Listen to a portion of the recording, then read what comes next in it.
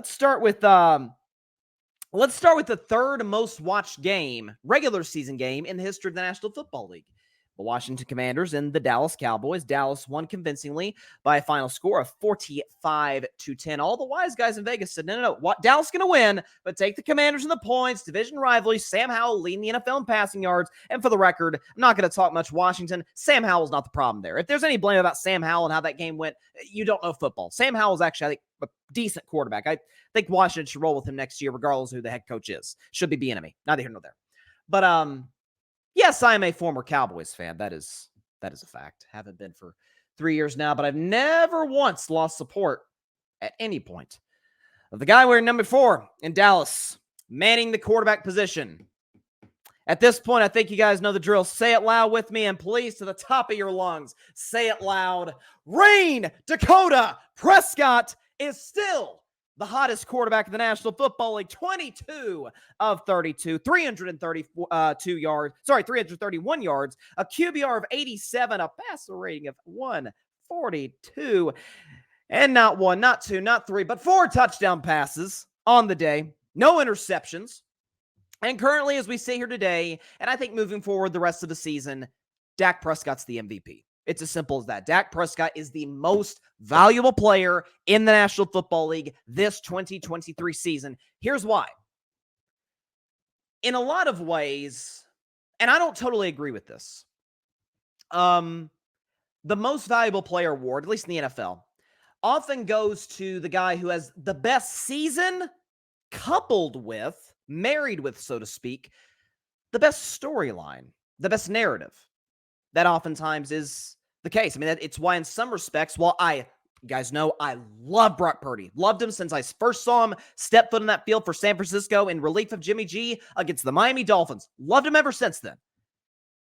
Not the most valuable player in his own offense. But the storyline, Mr. Irrelevant, 7th round pick, coming off an elbow surgery from last year, and is blowing a lot of guys, including Dak Prescott, in some ways out of the water with his stats. It's why you've seen guys in the past, such as Aaron Rodgers, win MVP in 2020. That's not to say Aaron didn't deserve the award. He did throw 48 touchdown passes, but didn't it kind of help Aaron's MVP case that, the Packers thought, this was the narrative, that Aaron Rodgers was on the decline, that Aaron Rodgers was not the same Aaron Rodgers of old, winning MVPs in the past in 2011 and in 2014, getting to NFC Championship games. Yes, they got to one in 2019, but a lot of folks were like, that was the offensive line, it was the defense, it was the running game, it was LaFleur. Rodgers was kind of a game manager, which is why they drafted Jordan Love in the first round instead of getting Aaron a reliable target. And so Aaron, to use a Michael Jordan phrase, took that personally, threw 48 tuds. Packers were the best team in the NFC, and he won MVP. Storylines coupled with great stats. Patrick Mahomes wasn't the narrative last year. Like we talked about, is it Mahomes or is it Hurts? Mahomes or Hurts for MVP last year? Was it kind of the deciding factor in some ways that Jalen's awesome, Jalen's taking that big jump, the storyline is there with Jalen, but every player for the Philadelphia Eagles at the skill position player, not named the tight end position, obviously with Kelsey there in Kansas City, would start for the Chiefs. A.J. Brown would start for the Chiefs. Devontae Smith would start for the Chiefs over the guys that Mahomes had. Not to mention that Mahomes had just lost, the best receiver in the game in Tyreek Hill. And still threw 41 touchdown passes and led the Chiefs to the best record in the AFC. Storyline coupled with great stats. Is the storyline not there with Dak Prescott after all the narrative coming in after last season? Dak Prescott is a turnover machine. He did throw 15 interceptions in only 12 games of action. He did miss a big chunk of the first part of the season due to a thumb injury. Lost Kellen Moore to the Los Angeles Chargers. Kellen Moore, boy genius. He was the guy who took Dak Prescott to the next level as a quarterback. And now that Dak no longer has him and has Mike McCarthy calling plays, Dak's going to take a big step back. All of the narrative. Jalen Hurts. And you guys know I love Jalen Hurts. For the record, Jalen Hurts, best quarterback in the NFC East, despite the fact that his path to the Super Bowl was Daniel Jones and Christian McCaffrey at quarterback for the entire second half of the NFC Championship game. No, I'm not lying. Now, in Jalen's defense, he did play awesome in the Super Bowl, but his path to get there, let's just say there have been tougher paths in the past for guys. All of the narrative coming in surrounding Dak Prescott. Game manager. not elite, not top 10, needs Kellen Moore. Turnover machine. He has the storyline with the great stats. Let's just look at then we'll go in totality. Let's look at since week 6. So remember, Dallas got the doors blown off them. 42-10 to the San Francisco 49ers on the road. And I remember the next day, it was the sky's falling in Dallas. The sky, they can't win a Super Bowl with Dak Prescott. He's not the answer. They got to move on from him. They cannot possibly give him an extension. How could they ever think about doing such a thing? Since that Week 5 loss going to the Week 6 game, the Monday Nighter, when they played the LA Chargers, and Kellen Moore, now Dak was not obviously facing Kellen Moore. Kellen Moore's the OC, not the DC. But ever since that game, here's Dak Prescott's numbers. Want to hear this? 70.5% completion percentage. That's good. 20 touchdown passes. 20 touchdowns in total. That is first in the NFL in that span. 2 interceptions in that span. I could have sworn I heard Dak was a turnover machine. That's neither here nor there. 2 interceptions in that span. That's tied for best in the National Football League. 8.9 yards per attempt and a passer rating in that span of 122. First in the NFL. Now I know what you're going to say. Bryson, come on now. I mean, it's the Chargers and the Panthers and the Rams when Stafford got hurt in that game and the Commanders and the Giants. I mean, Bryson, these are bottom feeders. Oh, that's funny. I didn't hear that same energy towards Jalen Hurts when the Eagles were beating the Giants and they're beating a Pittsburgh Steelers team with a Kenny Pickett who had virtually no NFL action. Didn't hear those excuses then.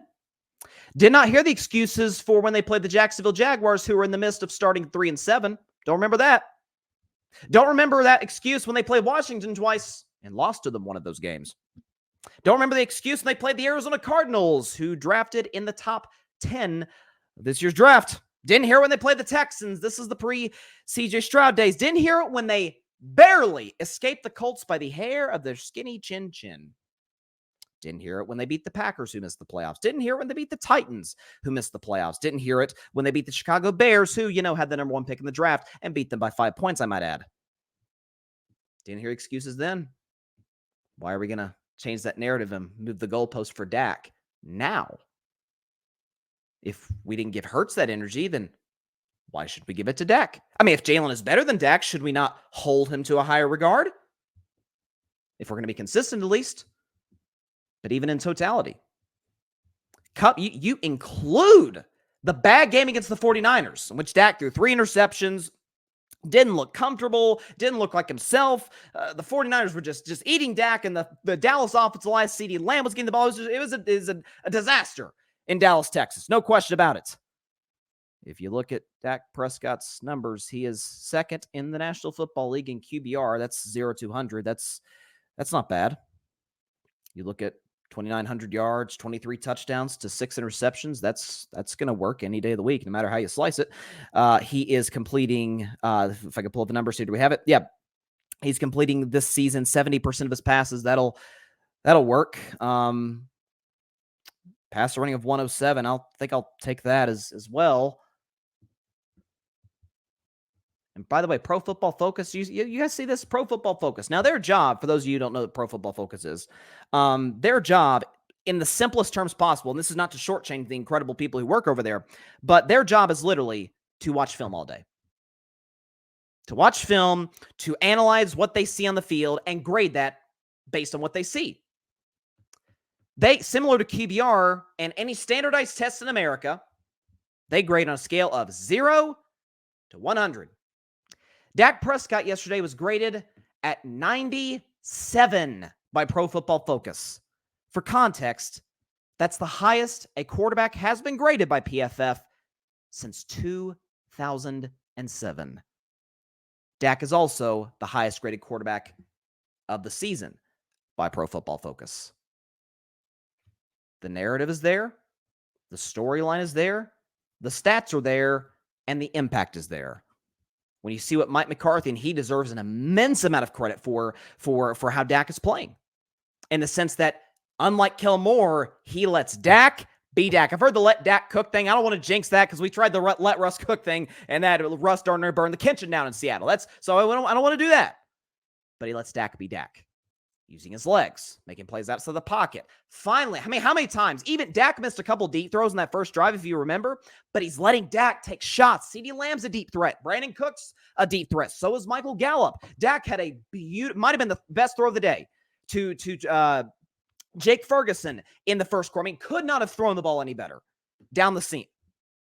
Lets him take shots. Draws up plays that are efficient. Gives Dak multiple options. What a surprise. He's in the MVP discussion. Of course, it validates everything I've ever thought about Dak Prescott. Now, was he my preseason pick? No, I did say, though, he'd finish third in the MVP voting and lead the Cowboys to the 1 seed and eventually the Super Bowl. So I'm not surprised in the slightest. But if we're going to keep that same energy with other MVP candidates of the past, let's give it to Dak. Dak Prescott, as we sit here today, and I anticipate moving forward, that's your most valuable player. No questions asked. Thanks so much for watching the show on YouTube, and be sure to go click that big red subscribe button and check out the other clips and full shows from Carving It Up Live, as well as our other incredible content creators here on the Grid Network.